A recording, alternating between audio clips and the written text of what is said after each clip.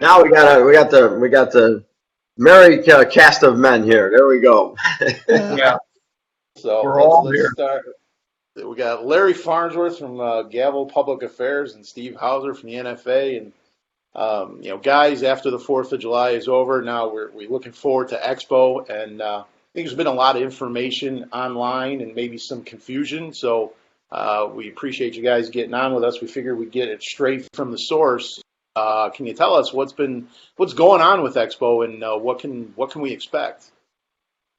Well, what we're doing, and I think this is where some of the confusion came initially when we released it, we're having everything in Kingsport that we normally would have except for the trade show. Because with the trade show, there's no way to make that happen. I mean, even with the social distancing things, you know how the N.F.A. trade show is. It's people everywhere. So it just can't be done. The other problem with it is, logistics, significant amount of logistical problems. The Chinese can't get here. They play a big part in the trade show. We all know that.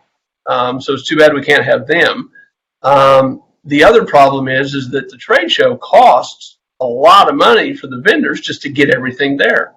And these people are coming from all over the place. And various states have restrictions. If you're in, say, your home state is in the case of Pennsylvania, which just announced something. If you travel outside of Pennsylvania to Tennessee, they're saying that you have to quarantine for 14 days when you come back. Now, that's as of right now. That could be lifted in the next 45 days. It's just a temporary thing. But these states are doing this stuff on and off. So there's no way for anybody to commit to the logistics of getting a trade show started. And even if we, theoretically could, we can't actually have it because of all the social distancing and issues with that. So, but everything else is happening. All the seminars are still scheduled as planned. The demos are going to happen. Instead of 5 nights of demos, we're having 4 because with the lack of the Chinese companies coming over, there's just not as many companies to demo. So, basically what it is largely all the domestics are in. There's a couple that are kind of on the fence. They're in, they're out, they're in. I think they're really trying to watch where we're going to end up with attendance. And one thing we're going to be doing is the virtual side of this is going to be in addition to the live stuff. So if you're there, you're going to go to the seminars. But if you want to participate and you've registered, then you will have access to everything at the seminars via what we're doing right here, online. And it'll be a password thing so that the people, you get the information when you actually register. And then to that end, what we've done is all the registration fees have been cut completely in half. I mean, we've, if it was a $250 fee to register before August 25th, it's $125. And that's reflecting the fact that we don't have the trade show. So we understand that. But, there are going to be costs involved with the AV side, doing the virtual broadcasting and things like that. So, even those that are attending virtually are still going to have a registration fee, because we've got to help cover the cost of hiring the companies to be able to put this stuff on, so, and they'll get the content, and by participating live virtually, they can send questions in and ask them effectively. And then the presenters can then address those questions. So that's kind of where it's at right now. We've got 20 demo companies as of right now. So that shakes out to an average of 5 a night over 4 nights, which is pretty good. If that's the way it ends up, we'll probably extend the demo times to the companies, maybe give them 20 minutes instead of 15, and then what we're doing for the demo companies, as they're what you would call a vendor. Let's say I'm demoing on Tuesday night, okay? So I can come in Tuesday morning, and then we're going to have the grand ballroom in the hotel set up. It's a huge room. And we're going to put tables up for all the companies that are demoing. So that afternoon, they can talk about their product pre-demo. And people can come see them. And they can have those face-to-face interactions, talk about ordering and things like that. And then they shoot that night. Well, the next morning they can come back to the room, and then they'll have the room for the morning so that they can ask post-demo questions or answer post-demo questions from the people that are there. So they'll be in the room set up effectively for about 24 hours. So they'll have a pre-demo session, and then they'll have a post-demo session the following morning. Then they would break down, and then the people that were shooting that day would set up, and then they would start their 24 hours with the afternoon before and the morning after. So pretty much replace the activity and the discussions that would happen at the trade show anyway. Correct. Yeah. So okay, if you want to attend, is there still time to register? Oh, absolutely. I'm assuming the hotel is they're going to take precautions. It's the Meadowview Marriott, right?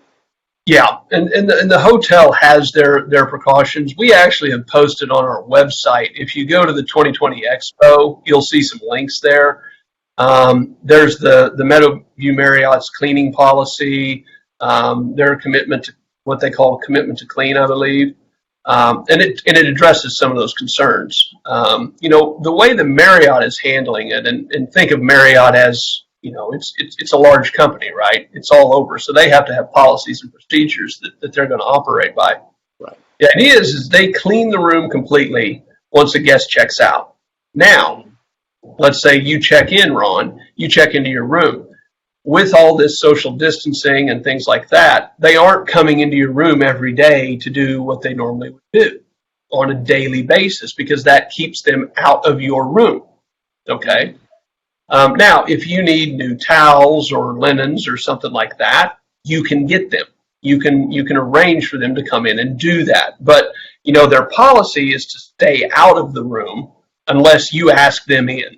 And so there's been a little bit of confusion on that. We've got a call scheduled on Monday with not only the CVB, Convention Visitors Bureau there in Kingsport, to go over some logistics, but also with the hotel, to iron out some of these cleaning details. To the question of masks, yeah, that's a thing, because you've got public spaces, you've got a large public hotel facility, and also the county that the hotel is located in has a mask ordinance in place. So yeah, you're going to have to deal with the masks when you're inside the hotel and you're in the public areas. That is their request. Yeah, their requirement. And John, you've been going to the Expo for a decade at least, or whatever it's been. So, in your mind, if the China companies aren't in attendance, how do you think that would change the experience? I mean, did you go just for the China companies, or did you go for other reasons as well? Well, I go mainly for the Chinese companies because, I'm an importer. This would have been a good year to have them there since we're not able to travel to China either. Now, is that what I heard, Steve? Our visas are no longer good for China, is what I heard. Even though it's a 10-year visa, but they canceled them.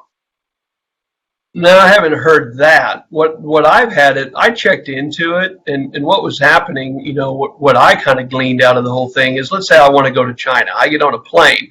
That I've got to fly somewhere that China has a quarantine.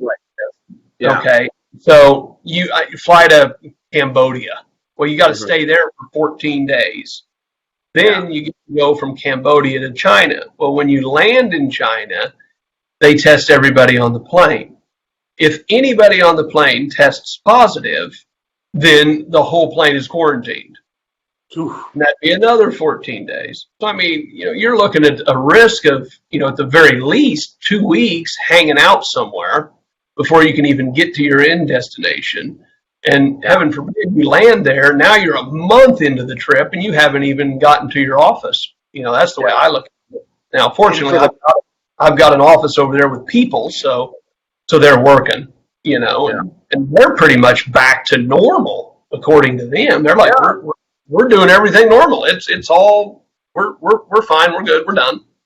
Yeah, they're pretty good. I know the Chinese government doesn't want to relapse, so they're really being very cautious about it. And Yeah, they had said, if I land in China, I'm going to have to stay at one of their hotel picks, not mine. One of their hotel picks, or a quarantine place for 14 days. So they said it'd be 14 days in a crappy hotel. I said, well, isn't that what I do now? So I thought that I don't see the change of anything, but yeah, I get it. So as far as me, yeah, I like the N.F.A. because I like to I like to talk with the Chinese companies and see what's going on. We don't really do too much with too many seminars, and domestic companies we really don't buy from. So there's not too much going on there for me with the domestic companies. But nonetheless, I still look forward to the N.F.A. So So that being said, who would benefit from going to it this year, seeing it's going to be small online? buyers. Yeah. All the small buyers, nothing will change. In fact, I'd say, I don't know about you, Steve, but I'd say, let's see, I would probably say 80% of the people there are small buyers because the remaining percentage all have booths. So all the big buyers already have their own booth. And they're the only ones that benefit from the Chinese. And all the other small buyers come there to maybe think about importing, but 9 out of 10 of them at the end of the day don't. I Well, prove your theory over and over. you're partly right, but there also are some large domestic buyers that come to this thing, and they buy domestically. I mean, Mm-hmm. I have customers that there were multiple drop ship containers. They Yeah, come, but yeah, they're buying from me. yeah, And they could be buying from me, and they could be buying from other domestic sources. They have the stuff drop shipped directly to them. yeah. Uh, Well, but I'm saying them people there are still going to get the same benefit out of the N.F.A. because most of the people attending the N.F.A. are not really buying from China. I'd say probably 80% are domestic buyers. correct. And the ones that aren't domestic buyers all have a booth selling to them. That's the way I Yeah, look at it. yeah. So I Yeah, mean, most of the people there will get the same benefit as they always did. I would just add, John, that I think everybody's going to benefit from it. Yeah, the trade show is not going to go on as planned, but as Steve said last night when we did a Facebook Live with all the members, and if anybody wants to watch, they can go over to the N.F.A. Facebook page, and it's up there, and you can kind of get into a real detailed question and answers, some of the stuff that we may get into here, but the expo and what the N.F.A. or what the N.F.A. does is a lot more than just the expo, and we've got lots of things going on that outside of the bounds of the expo. So, for instance, I'm excited to tell you guys that we are working to solidify a date with Peter Feldman from the Consumer Product Safety Commission to come and speak at the expo. We're reaching out and we're trying to get something with Congressman Dusty Johnson, who was one of our biggest champions in the House, who introduced the resolution on our behalf to come and address the N.F.A. membership. So they're going to learn a lot about what we're doing year round, not just what's going on at the expo. So, Mark, our lobbyist, and myself we're very excited to have that opportunity to kind of highlight the other things that the N.F.A. does, so they can kind of understand the true value that they're getting out of their membership. Cool. That'll be good. Yep. So then And it also gives online, people a chance to come in and talk and question, some of the folks who are regulating and making laws about the fireworks industry. Yeah. good. Well, that sounds good. And so the online aspect, that's going to include streaming of everything. The demos will be streamed, the seminars will be streamed, everything will be streamed. And if you pay for attendance at the expo, you'll get a link, and then you'll be able to view any of that stuff, right? That's the plan. Yep. What happens if you decide you were going to go and you decided to change my mind? You'll get a credit for next year or a refund, or That's, we have methods in place to do refunds. At this point, pretty much everybody that's not coming, the vendors and stuff, they basically said, roll my money over to next year. let's get credit.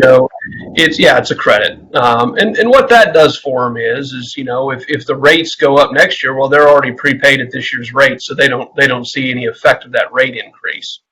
For the people that do come that have, maybe prepaid already to attend and they paid the full registration rate, we're going to take half of that and we're going to roll it forward to apply to next year. Because again, we cut the attendee registration rates in half. So if somebody paid $200, for instance, well, they'll get and that would, say that was, 2 months ago. Then they said, okay, I paid the $200 already. Well, we're going to roll $100 of that over to next year, and their registration next year will only cost the same $200. So they're kind of getting to lock in their rate, and we think that that's what we can do for those that are letting us giving their money and letting it be held by the N.F.A. Which is important because one thing the Expo is a fundraiser for the N.F.A. Right. And, if everybody says, well, take all of our money back, now you're effectively talking about your, very important lobbying institution, that polices a lot of concerns for the industry and promotes safety everywhere is basically, now we got to go an entire year without funding. And, at that point, it'd almost be a fundraising drive, because you've got to keep yourself in the black, you've got to operate. I think we just get John and Larry to write a check. That should cover it. Yeah. Hey, Steve, are they going to be sending out any type of form or anything asking us if we want a refund or not? Because, like, I did pay money for, I pay for Legends booth and all that, which I'd gladly let it roll over as well. I didn't know if there was any type of consentment form or something that you have to do, or they, or will they say, oh, we don't know from him, so we're going to send him a check. So that's why I was kind of curious if they're going to be letting us know or asking us. Well, actually, what we're doing is for the people, and unless they specifically ask for the refund, we're operating under the guise that it's a holdover credit for next year. Well, that's fine. Yeah, as long as that's good. So that's kind of the way we're going to run that. And like I say, we really haven't had any requests for refunds coming in not a very significant amount of them at all. Not that I'm aware of. And I talk with Bob Kellner, our treasurer, every day. I mean, he's been doing a lot of work on this too. I mean, this is turned into a full-time job trying to reorganize this expo. I mean, I'm talking to a banker, believe me, I know it's all turned into a full-time job. It's turned everything upside down. Yeah, it's all pretty crazy. So, right. And if what we are going to do, John, to your point, at the end of this thing, when we figure all this stuff out and we know the names, we're going to be putting together a list of the people that have, said, hey, let my stuff stay in and let it roll over. And we're going to acknowledge those companies, for their generosity, to say, hey, we believe in the N.F.A. and we think that they should get a public acknowledgement of that. So we are going to put that together at the end of this. Yeah, that's important to mention. I mean, the N.F.A. does so much more than just schedule this expo. Obviously, there's a lot of things that you guys do. So, everybody's trying to make the best of what's going on. So, and if they want to get any information about this, they go to nationalfireworks.com, right? That's correct. And I was with Scott, talking with Scott Smith, our secretary, last night. He's made some updates to the website. We're actually right now, he and I are working on a second questionnaire to send out to people, and we really need them to respond to this kind of stuff, because what we're trying to ascertain at this point is, okay, given the change in format, we need head counts. We need to know who's coming. Are they participating live and coming to Kingsport, or do they want to participate virtually? Because the virtual side's important, because when we start talking about how we've got to set this up on a platform, we need to make sure that we've got a product that works, and if you got two guys dialing into it, that's easy. But if you've got 250 dialing into this thing, you've got to have the thing set up to handle that kind of volume. So these are very important questions. These are statistics. We're looking for head counts on one side versus the other. And the other thing that we're wanting to do for the vendors and everybody that has already committed to come, we need to make sure from the vendor's perspective that we say, okay, if there's 200 people coming and 185 of them are vendors, well, that's not going to be good for the vendors. you know, and, you know, conversely, if there's 200 people coming and 2 of them are vendors, well, that's not going to be very good for the attendees, you know, so it's all about information exchange. And we have to do it through these surveys, and that's why they're so important. We don't ever have to do them in the years before because everybody knew what they were dealing with. You know, it was a known commodity, so to speak. But now it's a little different. But I think, you know, it's important enough of an event. Try to do everything we can do to have it, to put the work into setting us up to have it. And who knows? I mean, in 30 days, the whole COVID thing could really snowball and be a huge problem. And at that point, it may lead to having to cancel it. You know, I will say that the city of Kingsport and the Meadow Marriott are working with us no matter what the outcome. They understand what's the problem is. They understand that what's being faced by us and every other expo or convention that's ever tried to go on this year. So, you know, they're being very, very flexible. What about the outdoor, the demos? Masks being worn and then 6 feet spacing? Are we doing any precaution for that, or probably not? I would imagine. Who's going to enforce it? I mean, I don't know. Who's going to enforce it? I mean, we're shooting at the Hunter Wright Baseball Stadium, which is actually a really nice stadium. It's big. I mean, it was the home of the Kingsport Mets, the New York Mets minor league team. Mm-hmm. So this is an A-plus grade facility. I mean, it's nice and it's big. Mm-hmm. You know, so there's plenty of space for people to sit and they can social distance all they want. There's tons of seats there. So that'll be easy enough to attain. You're outside, so I don't think anywhere requires masks outside. So, you know, I wouldn't necessarily see that happening, and I think that would be good. I think people are out there at night, and they're spaced out throughout a stadium, you know. The other thing, too, is, and this is one of the things that's on my sheet to talk about with the CVB, because the city of Kingsport actually owns the stadium, okay? They actually, there at the stadium, when we were out there last October, they have kind of a beer garden set up, okay? So, you know, there has been a lot of questions and concerns over a social area, you know, place to gather socially and everybody can mingle and chit-chat and have a cocktail and, you know, talk shop, so to speak. That would potentially be a good venue for that. You know, so you can almost nightly, you know, everybody could kind of mingle. We're outside, open air, not a confined public space, you know, and would have access to refreshments, so to speak. So, you know, I'm gonna talk with them about that. But then also the hotel, you know, while the hotel lobby bar won't be operating, and it's not that big. I don't know if you remember Kingsport, John, when he was out there, you know, we were out there before. 75 people would fill that thing up under a non-social distancing mandate. Yeah. You know, and you'd be crammed in there. It's a great bar, nice facility, but it's small. Now they have an area out kind of in the back of the hotel that you can walk to from the hotel to it. And imagine kind of this huge rotunda, almost like a Coliseum setup, where in the middle it's all paved brick. You know, it's really, really nice. But then, you know, probably in mostly a horseshoe around it, it's all covered. Mm-hmm. So, you know, we could maybe do something at the hotel. And with the covered area is very large. You know, it's very high ceiling, probably 10 to 15 feet deep at minimum. So if it was raining, you can work your way around the horseshoe under cover and we could mingle.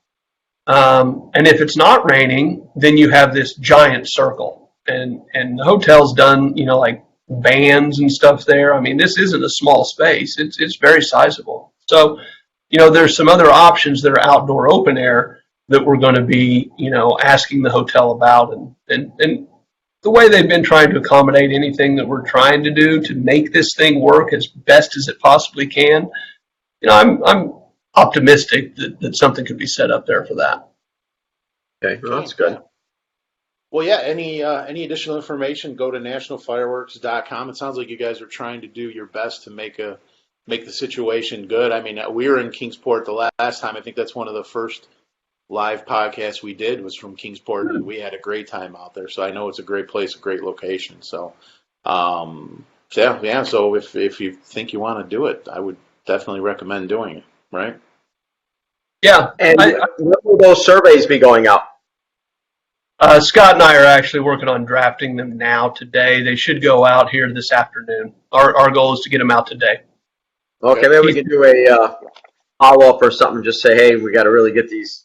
Of course, we can mention it now as well, but really have to get these surveys out so we know what we're looking at as far as attendees and stuff. So right. It's like kind of like playing pyromatch.com, right? You want to make sure you got enough pyros and enough vendors and enough everyone else. So that's everybody. Right. And as far as Expo, that's good. We've got a few seconds. We could just talk about some other stuff in the fireworks industry. Sure. And I would say not only watch the website, but we're going to be sending out a lot of emails, and then you can also check up on the N.F.A. Facebook site. So we're going to be disseminating lots of information, and it's going to come out in bullet points. So just keep watching for it, and Twitter keep checking it. So Yeah. Right, Larry. It's on Twitter too. Yeah, we'll try to it's a little bit harder to kind of disseminate some of that information. Some of it might be more detailed in nature, and so you just can't necessarily do all that in Twitter. It's not a good platform for it, but we'll definitely be putting it out on social media and via emails. And so, we'd rather, I think at this point, we'd rather over communicate so people understand and they have all the information. Definitely. And if they have a question, they can ask. If there's confusion, they can ask. But yeah, we want to just make sure that the membership's updated. It's their N.F.A. So we want to make sure they have all the information to make the decisions best for them. Great. Perfect. So we've talked at length about the goofy season that it was and the challenges and Steve had his premiere on CNN talking about safety. So with all the novice pyros out there this year, is there any glaring safety issues? Have you heard anything back? Is everyone keeping 10 toes? That's been the best part of this so far. There haven't been